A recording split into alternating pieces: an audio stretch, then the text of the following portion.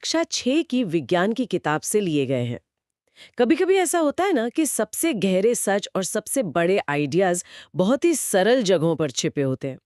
तो आज हम गति और दूरियों का मापन जैसे बुनियादी कॉन्सेप्ट्स की फिर से पड़ताल करेंगी और देखेंगे कि ये हमारी मॉडर्न दुनिया की नींव कैसे रखते हैं। बिल्कुल सही कहा आपने। आज की चर्चा एक सफर जैसा है। हम देखेंगे कि इंसान अनुमान से मापने की दुनिया से निकलकर सटीक विज्ञान तक कैसे पहुंचा। ये कहानी है उलझन से सुलझन तक की, और फिर उस सुलझन का इस्तेमाल करके हमारे चारों ओर की गति को समझने की। चलिए देखते हैं कि ये सफर शुरू कहाँ से हुआ। ठीक है, तो सबसे पहले बात करते हैं यातायात की। हमारा पहला सवाल इसी से जुड़ा है। कौन सा आविष्कार यातायात प्रणाली में सबसे पहला और सबसे अहम माना जाता है? ऑप्शंस है ए आग, बी वाष्पिंजन, सी वायुयान या डी पहिए। इसका सही जवाब है डी, पहिए। और ये सुनने में बहुत आसान लगता है, पर ये बहुत गहरा है। देखिए, आग ने हमें ऊर्जा दी, वाष्प इंजन ने उस ऊर्जा को गति में बदला, लेकिन इन सब से पहले पहिए ने गति की संभावना को ही जन्म दिया। पहिए के बिना तो परिवहन की कल्पना करना भी मुश्किल है। शुरुआत में जानवरों से खींची जाने वाली गाड़ियों से लेकर आज की हाई स्पीड ट्रेनों तक सब कुछ उसी एक गोल आविष्कार पर टिका है। अच्छा, तो पहिया सिर्फ एक आविष्कार नहीं था, बल्कि ये एक प्लेटफॉर्म टेक्नोलॉजी थी। एक ऐसा मंच जिसके ऊपर भविष्य के सारे आविष्कार टिके हुए थे, वाष्प इंजन से लेकर आज की टेस्ला तक। बहुत खूब। चलिए, अब अगर हमें कहीं जाना है तो ये भी जानना पड़ेगा कि कितनी दूर जाना है। यहीं से मापन का सवाल आता है। अगला प्रश्न है, दूरी मापने का इनमें से कौन सा तरीका सही या मानक नहीं है? ऑप्शन है ए बालिश्त, बी फीता, सी पैमाना और डी फैली बाहें। यहाँ सही जवाब है डी, फैली बाहें। और ये सवाल हमें सीधे उस समस्या की जड़ तक ले जाता है जिससे सुलझाने में इंसान को हजारों साल लग गए। प्राचीन भारत में अंगुल या मुट्ठी का इस्तेमाल होता था। आज भी हम कभी-कभी अंदाजा लगाने के लिए बालिश्त इस्तेमाल कर लेते हैं। लेकिन दिक्कत यह है कि मेरा बालिश्त और आपका बालिश्त एक नहीं हो सकता। फीता और पैमाना मानक है, क्योंकि उन पर सेंटीमीटर या इंच के निशान बने हैं जो हर किसी के लिए एक जैसे हैं। लेकिन फैली बाहें, वो तो पूरी तरह से व्यक्ति पर निर्भर है। अरे, मुझे याद है बचपन में हम क्रिकेट की पिच कदमों से नापते थे, और हमेशा झगड़ा होता था क्योंकि जिसके कदम लंबे होते थे उसकी टीम को फायदा हो जाता था। तो ये बालिश वाली समस्या मैंने खुद झेली है। इसी से जुड़ा एक और ऐतिहासिक सवाल है। प्राचीन मिस्र के लोग लंबाई मापने के लिए क्या इस्तेमाल करते थे? विकल्प हैं ए गज, बी फुट, सी ज्यामितीय रचना, या डी कोहनी से अंगुली के छोर तक की लंबाई। इसका सही उत्तर है डी, कोहनी से अंगुली के छोर तक की लंबाई। इसे क्यूबिट कहा जाता था। ये उस समय की सबसे प्रचलित इकाइयों में से एक थी।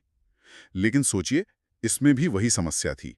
ये माप राजा की कोहनी से उंगली तक की लंबाई पर आधारित होता था। एक मिनट, इसका मतलब तो ये हुआ कि अगर मिस्र में कोई राजा बदलता और नए राजा का हाथ पुराने वाले से छोटा या बड़ा होता, हाँ, तो क्या पूरे देश में क्यूबिट का माप ही बदल जाता था? इससे तो बाजार में और घर बनाने वाले कारीगरों के लिए बड़ी गड़बड़ होती होगी। बिल्कुल। और यही वो उलझन थी जिसने एक बहुत बड़ी वैज्ञानिक क्रांति को जन्म दिया। व्यापार, विज्ञान, निर्माण, हर चीज के लिए एक ऐसे सिस्टम की जरूरत थी जो किसी एक राजा के शरीर पर नहीं, बल्कि एक स्थायी और सार्वभौमिक सिद्धांत पर आधारित हो। तो इस पूरी उलझन को सुलझाने के लिए वो बड़ा आइडिया, वो स्टैंडर्ड सिस्टम कहाँ से आया और उसे क्या कहते हैं? ये हमें हमारे अगले कुछ सवालों पर ले जाता है। एक सवाल है कि मापन की मानक प्रणाली को क्या कहते हैं, हम्म और दूसरा ये कि ये प्रणाली किस देश की देन है। इन दोनों का जवाब जुड़ा हुआ है। इस मानक प्रणाली को मीट्री पद्धति या मेट्रिक सिस्टम कहते हैं, और इसकी रचना 1790 में फ्रांसीसियों ने की थी। ये सिर्फ एक नया सिस्टम नहीं था, ये सोच में एक बहुत बड़ा बदलाव था।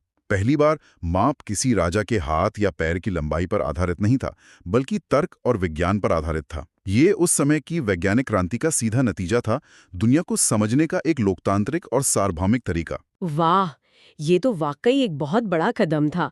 मतलब माप को व्यक्ति से आजाद कर दिया गया। और मीट्री सिस्टम की सबसे खूबसूरत बात शायद इसका आपसी संबंध है। अगला सवाल इसी पर है। एक तरह का मैचिंग गेम है। सूची 1 में है मीटर, किलोमीटर, सेंटीमीटर और 5 किलोमीटर, और सूची 2 में है 100 सेंटीमीटर, 1000 mm, 10 mm और 5000 mm। हमें इनका सही मिलान करना है। यहाँ सही मिलान बहुत सीधा है। 1 मीटर में 100 सेंटीमीटर होते हैं, 1 सेंटीमीटर में 10 मिलीमीटर होते हैं और 1 किलोमीटर में 1000 मीटर होते हैं। इसलिए 5 किलोमीटर में 5000 मीटर होंगे। ये सिस्टम इतना सफल इसलिए हुआ क्योंकि ये 10 के गुणकों पर आधारित है, जिससे गणना करना बहुत आसान हो जाता है। आपको बस दशमलव को इधर-उधर करना होता है। बिल्कुल। और सही सिस्टम के साथ साथ सही इकाई चुनना भी जरूरी है। जैसे अगला सवाल पूछता है कि जम्मू कश्मीर से कन्याकुमारी के बीच की दूरी को किसमें मापना सबसे सुविधाजनक होगा, सेंटीमीटर, मीटर या किलोमीटर? जाहिर है इसका जवाब है सी, किलोमीटर। देखिए, तकनीकी रूप से आप ये दूरी सेंटीमीटर में भी माप सकते हैं, पर वो संख्या इतनी बड़ी और अजीब होगी कि उसका कोई मतलब नहीं निकलेगा। ये वैसा ही है जैसे आप किसी चींटी का वजन किलोग्राम में बताने की कोशिश करें। सही काम के लिए सही औजार या सही मात्रक चुनना ही समझदारी है। ये बहुत अच्छी बात कही आपने। तो हमने देखा कि कैसे इंसान ने चीज़ों को मापने का एक पक्का और भरोसेमंद तरीका खोज निकाला। लेकिन ये सब तो उन चीज़ों के लिए हैं जो स्थिर हैं। उन चीज़ों का क्या जो चल रही हैं? यहीं से गति की दुनिया शुरू होती है। हाँ, ये इस अध्याय का दूसरा और उतना ही दिलचस्प हिस्सा है। हमारे चारों ओर हर चीज अलग-अलग तरह से गति कर रही है और विज्ञान ने उसे समझने के लिए उसे कुछ श्रेणियों में बांटा है। तो चलिए पहली श्रेणी देखते हैं। सवाल है, इनमें से कौन सी गति सरल रेखीय गति नहीं है? विकल्प है ए सीधी सड़क पर चलती गाड़ी, बी गिरता हुआ पत्थर, सी परेड करते सिपाही और डी फुटबॉल का खिलाड़ी। यहाँ सही जवाब है डी, फुटबॉल खिलाड़ी की गति। सरल रेखीय गति का मतलब है एक सीधी रेखा में गति। गाड़ी सीधी सड़क पर, पत्थर सीधा नीचे और सिपाही सीधी लाइन में। ये सब इसके उदाहरण हैं। लेकिन फुटबॉल का खिलाड़ी, वो तो मैदान पर हर पल अपनी दिशा बदल रहा है। वो दाएं बाएं, आगे पीछे, मतलब एक जिगजैग पैटर्न में दौड़ता है। उसकी गति का कोई एक निश्चित सीधा रास्ता नहीं है। ये तो समझ आया, लेकिन क्या विज्ञान में इस तरह की बेतरतीब गति का कोई खास नाम है? क्या इसे रैंडम मोशन या कुछ और कहते हैं? हाँ, इसे अक्सर यादृच्छिक गति या रैंडम मोशन कहा जाता है, जहां दिशा और गति दोनों अप्रत्याशित रूप से बदलते रहते हैं। ये बहुत जटिल गति होती है। लेकिन चलिए अब एक और सरल और प्रिडिक्टेबल गति पर आते हैं। अगला सवाल है, इनमें से वर्तुल गति या सर्कुलर मोशन कौन सी है? ऑप्शन वही है। अच्छा। इसका उत्तर है बी, बिजली के पंखे की गति। वर्तुल गति की सबसे मजेदार बात यह है कि इसमें कोई चीज एक निश्चित बिंदु के चारों ओर एक गोलाकार रास्ते पर घूमती है। पंखे की पंखुड़ियों पर अगर आप एक निशान लगा दें, तो वो निशान एक ही गोले में घूमता रहेगा। उसका केंद्र से फासला कभी नहीं बदलेगा। अच्छा, तो इसी से जुड़ा एक और सवाल है जो वर्तुल गति के कुछ और उदाहरण देता है। पंखे की पंखुड़ियां, घड़ी की सुइयां और धागे से बंधा हुआ पत्थर, क्या ये तीनों वर्तुल गति के उदाहरण हैं? बिल्कुल, ये तीनों ही सही हैं। पंखे और घड़ी की सुइयों की हम बात कर चुके हैं, और धागे से बंधा पत्थर तो इसका क्लासिक उदाहरण है। जब आप उसे घुमाते हैं तो आपका हाथ केंद्र बन जाता है और पत्थर उसके चारों ओर एक निश्चित दूरी पर घूमता है। वर्तुल गति की खासियत यही है कि आपकी रफ्तार भले ही एक जैसी हो, लेकिन आपकी दिशा हर पल हर क्षण बदल रही होती है। सोचिए, आप एक गोल चक्कर पर गाड़ी चला रहे हैं। स्पीडोमीटर 60 पर अटका हो सकता है, लेकिन आपका स्टीयरिंग व्हील हमेशा थोड़ा मुड़ा हुआ है। दिशा का ये लगातार बदलना ही इसे खास बनाता है। ये बहुत अच्छा उदाहरण है। तो हमने सीधी गति देखी और गोल घूमने वाली गति देखी। अब एक और तरह की गति है जिसे आवर्ती गति कहते हैं। अगला सवाल इसी पर है। इसके उदाहरण दिए गए हैं आय, पेड़ की डालियों का लहराना, आय आय, झूले पर झूलते बच्चे की गति और आय आय, सितार की डोर की गति। इनमें से कौन-कौन आवर्ती गति है? यहाँ भी सही जवाब है कि ये तीनों ही कथन सही हैं। आवर्ती गति या पीरियोडिक मोशन का मूल सिद्धांत है दोहराव। कोई भी गति जो एक निश्चित समय के बाद खुद को दोहराती है, वो आवर्ती है। झूले का आगे पीछे जाना, पेड़ की टहनी का हवा में एक ही पैटर्न में लहराना या सितार के तार का छेड़ने पर ऊपर नीचे कांपना, ये सभी अपनी गति को बार बार दोहराते हैं। यही दोहराव इन्हें आवर्ती बनाता है। ठीक है। तो अब हमारा आखिरी सवाल है जो मेरे हिसाब से सबसे दिलचस्प है। ये हमें सोचने पर मजबूर करता है कि क्या एक ही वस्तु में एक से ज्यादा तरह की गति हो सकती है? सवाल है, एक लुढ़कती हुई गेंद में कौन सी गति होती है? कथन है आय आवर्ती गति, आय वर्तुल गति, आईवी घूर्णन गति और आईवी सरल रेखीय गति। ये एक शानदार सवाल है क्योंकि ये दिखाता है कि असल दुनिया कितनी जटिल है।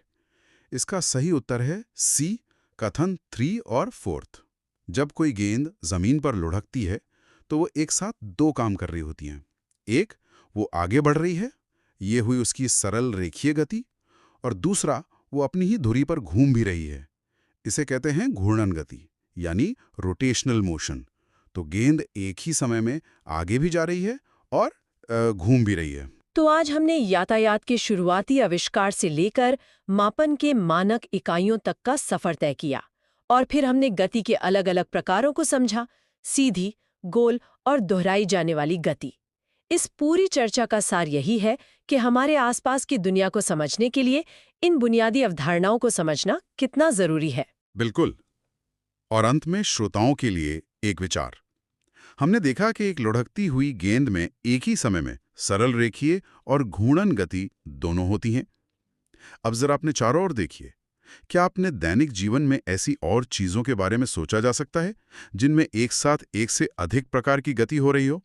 जैसे चलती हुई साइकिल का पहिया, या फिर हमारी अपनी पृथ्वी जो अपनी धुरी पर घूमते हुए सूर्य के चारों ओर भी चक्कर लगा रही है। हमारी दुनिया असल में इन गतियों का एक खूबसूरत नृत्य ही तो है। इस पर सोचिएगा।